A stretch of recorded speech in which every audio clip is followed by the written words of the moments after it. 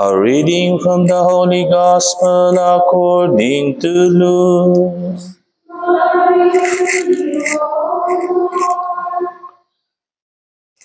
Mary set out and traveled to the hill country in haste, to a town of Judah, where she entered the house of Zechariah and greeted Elizabeth. When Elizabeth heard Mary's greeting, the infant leaped in her womb, and Elizabeth, filled with the Holy Spirit, cried out in a loud voice and said, "Blessed are you among women, and blessed is the fruit of your womb. And how does this happen to me, that the mother of my Lord should come to me? But the moment the sound of your greeting reached my ears, the infant in my womb leaped for joy. Blessed are you who believe that what was spoken to you by the Lord would be fulfilled." And Mary said, "My soul proclaims the greatness of the Lord. My spirit rejoices in God my Savior, for he has looked with favor on his lowly servant. From this day all generations will call me blessed. The Almighty has done great things for me, and holy is his name. He has mercy on those who fear him in every generation. He has shown the strength of his arm. He has scattered the proud in their conceit. He has cast down the mighty from their thrones and has lifted up the lowly. He has filled the hungry with good things, and the rich he has sent away empty. He has come to the help of his servant Israel, for he has remembered his promise of mercy, the promise he made to our fathers, to Abraham and his children forever." Mary remained with her about 3 months, and then returned to her home. The Gospel of the Lord. Praise to you, Lord Jesus Christ. Praise be Jesus and Mary. Blessed are you among women, and blessed is the fruit of your womb. Brothers and sisters, happy solemnity of the Assumption. And mayong buntag sa tanan, good morning. No? And I don't know, siguro, kinsa ba o sino ba sa inyo naka-experience ng sumakay ng eroplano? Taas ang kamay, lahat naman siguro, no? You already experienced, no? Lalo, kahit na yung, di ba, nasa airport ka, o nakita mong nag-aalisan yung mga aeroplano, no? I'm leaving on the jet plane. Oh, gano'n, no? And kinsa man sa inyo naka-experience ng umakyat ng mataas na bundok? Of course, yung iba sa inyo nakapunta dun sa chapel. No? Pero meron minsan, no? Yung sa Italy, yung tinatawag Gran Sasso. Grabe yan, no? Taas kayo, no? Sa masyadong mataas, no? And what is the experience kapag nasa taas ka na? No? Anong nararamdaman nyo? No? Kapag nandun na kayo sa taas, nasa loob na kayo ng eroplano at nakaano na yung eroplano sa ano, no? O nandun na kayo sa taas ng bundok, what do you feel? Ano yung experience, no? Una sa lahat, of course, fulfilled ka. Kasi nandun ka na. And secondly, no, yung tingin mo sa baba, maliliit na lang. Di ba? What you are, you become great, big, while those who are down becomes very, very small. No? Very small. Maliit. No? Siguro sabihin nyo, bakit, Father? What does it connect, or what is the connection of it to the solemnity of the Assumption? It is, as we know, no, in the Lumen Gentium of the Second Vatican Council, no, what Mary has accomplished, we too, as the Church, will be following. No? Kaya nga, Mary is the fulfillment what the Church is still, no, on the process of achieving. No? Kaya nga yung assumption, no, is a promise and a sure lot for all of us who is following Jesus and his blessed mother. No? And at the same time, no, just like our blessed mother, who is in the assumed into heaven, no, we too can be assumed. No? And when we assume, no, even in this life, of course, not bodily, no, hindi sa lawas, sa katawan, but in our perspective, in our life, in our moral and spiritual life, we can assume, just like our Blessed Mother. I know, kabalo ko na yung iba sa inyo may pinagdadaanan. We have this problem, difficulties in life, no? Na tayong nakikita na para bang ang mundo, no, hindi bumubuti kundi mas lalong sumasama, no? Yung mali noon nagiging tama ngayon, no? So we tend to be discouraged.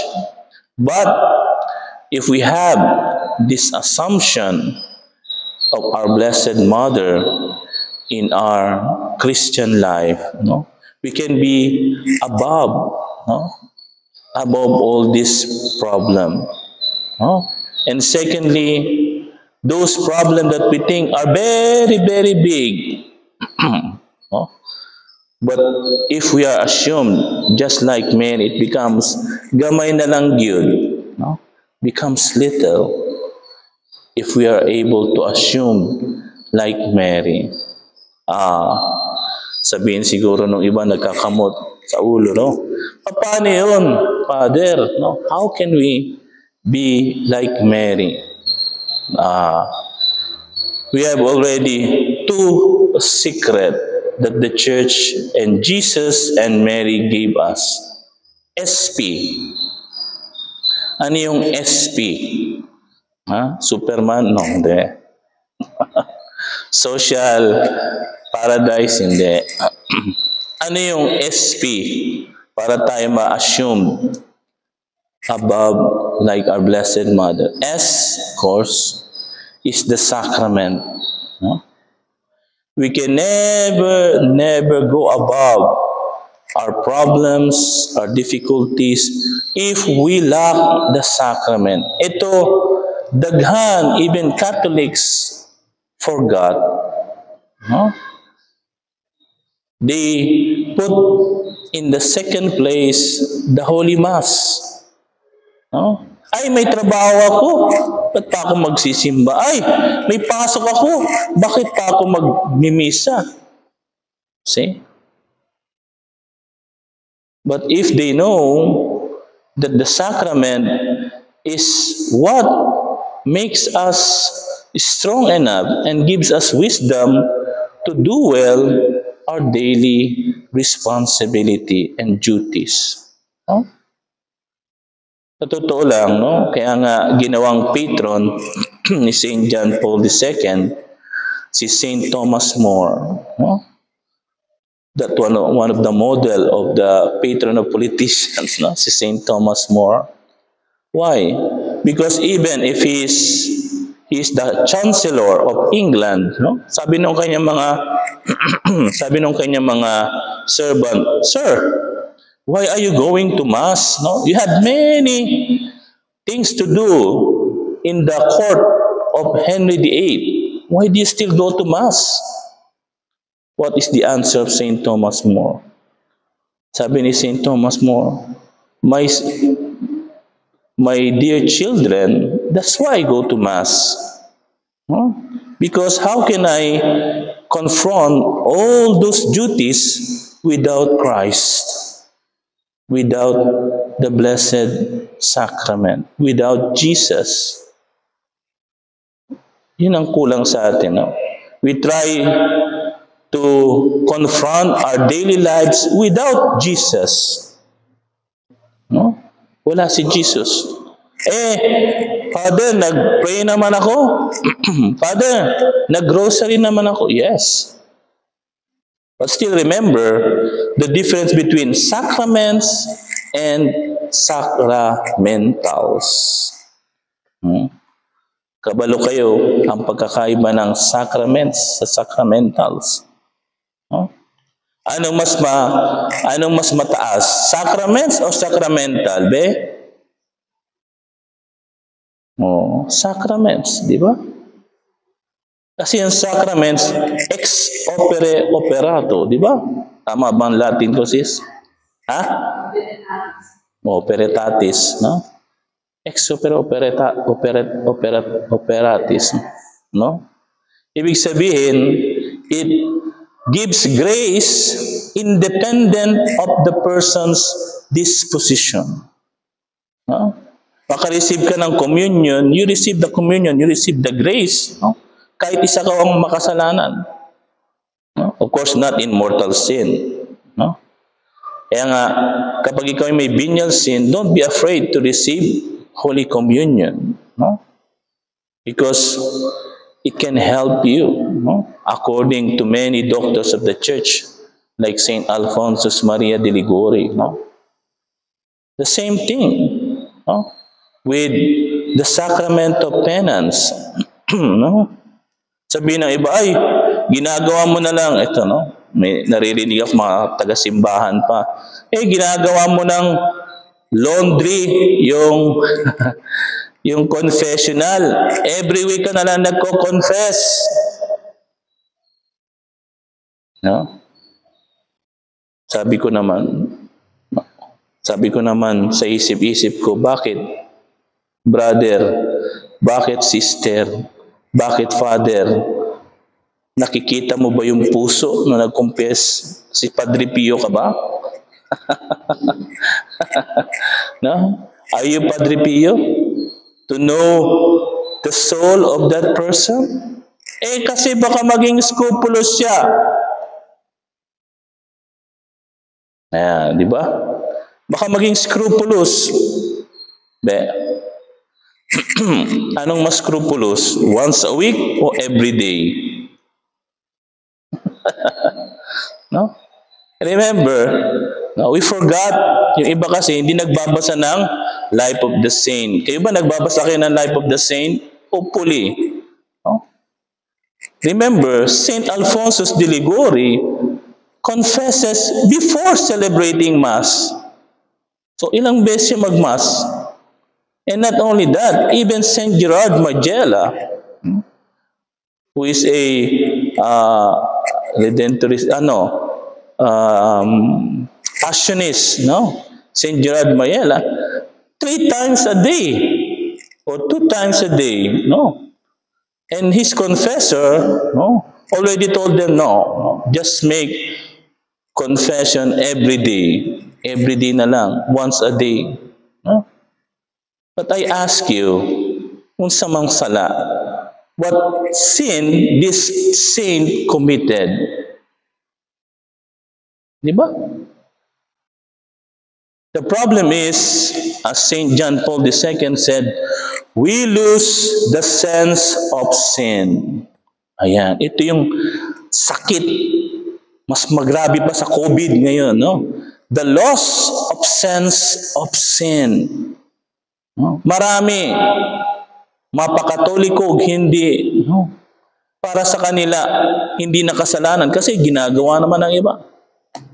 No? We do not anymore have that sense of sin. No? And the worst part, no, for me personally, is we justify them. I-justify natin yung sin. instead of confessing it. No?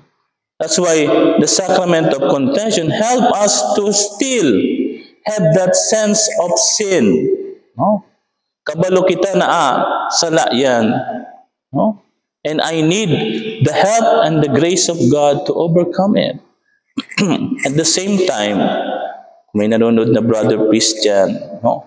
We are only ministers of the sacrament. No? I repeat, we are only the minister of the sacrament. We are not the one forgiving the person. No? So, that's the one thing. First is the sacrament. And then, of course, ano yung pizza. Bagay, masarap yung pizza, no? Lalo sa dinner. No? Ano yung prayer. Ayan. No? We can go above and be assumed spiritually if we have a life of prayer. No matter how many projects we have, no matter how many things we have to do, pray.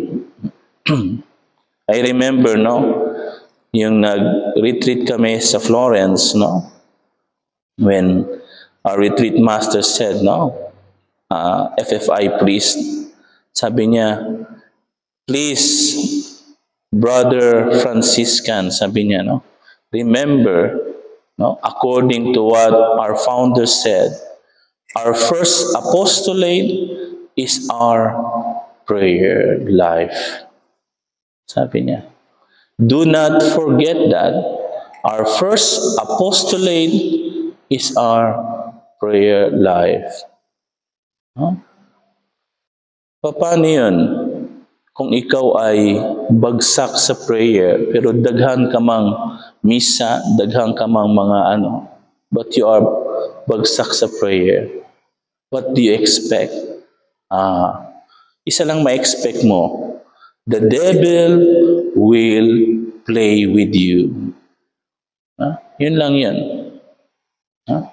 Because prayer makes us humble, remember.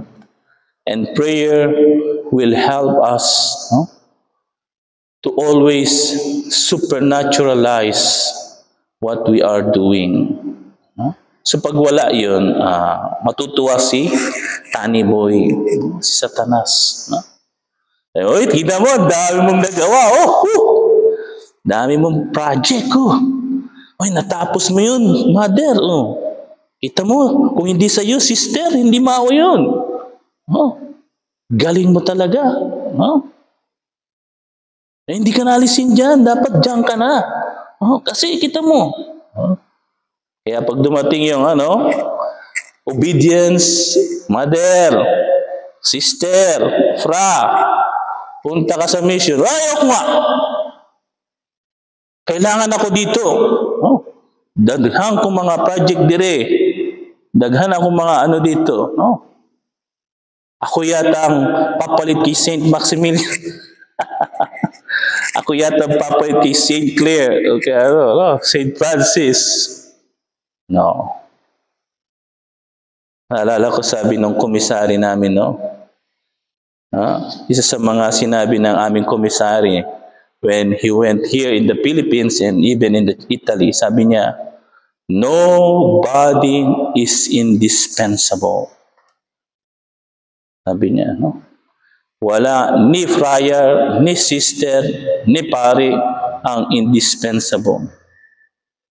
Don't make yourself a VIP and very important people to a certain mission. No. That's the problem. No? When we lack prayer life, sigurado, one that is the effect when we lack is pride, kayabangan. No? And then what else? Charity. We thought, daghan kon But charity without grace has no merit.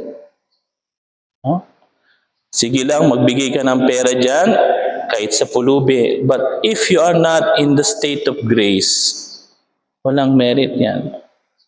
Sayang. Sayang na sayang lang ang pag-ibig mo. No? Yeah, wasting. Huh? Hopefully, God will use it to convert you. No? But still, it has little. No? Kaya nga, no? Maraming mga religious, no? Magtataka ka, no? Even priest, no? Tataka ka, uy, ang tagal-tagal na ni sister. Bakit lumabas yun? Uy, si Father, ang galing-galing nun sa ano. Nga naman lumabas.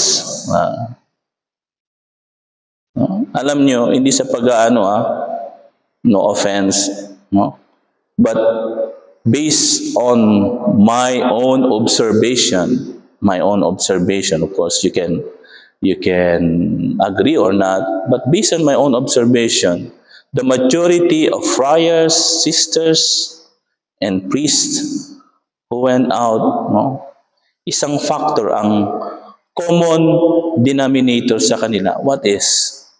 Their prayer life. Wala na sa community prayer. No? Di na umati ng community prayer. Tulog pa sa community prayer. No? What else?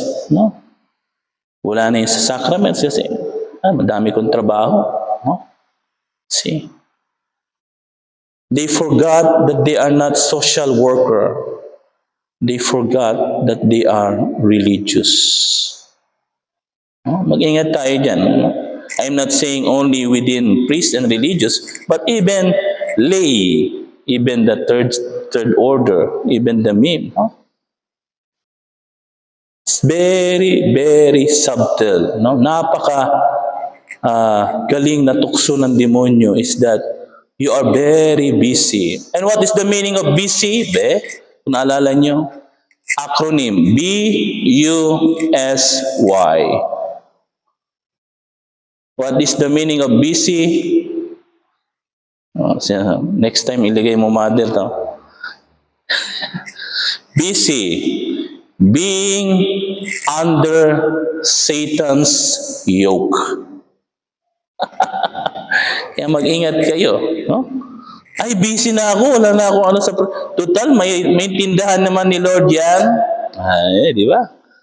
Maintindihan naman ni Lord yan, maintindihan ni Mama Mary, no? For the greater glory of God, for the Immaculate. Di ba?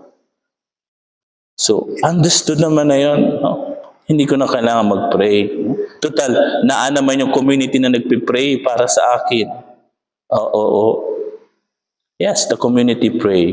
But remember, salvation is personal. Sanctity, holiness is personal achievement. Dili communitarian na. No? Kaya nga, brothers and sisters, remember these two, sacraments and prayer. No? This will help us assume ourselves every day in our religious life, in our daily life, in our secular life, personal life. And may our Blessed Mother help us, no? That the devil will not deceive us in putting aside this important medicine to be assumed into heaven, sacraments and prayer. Praise be Jesus and Mary.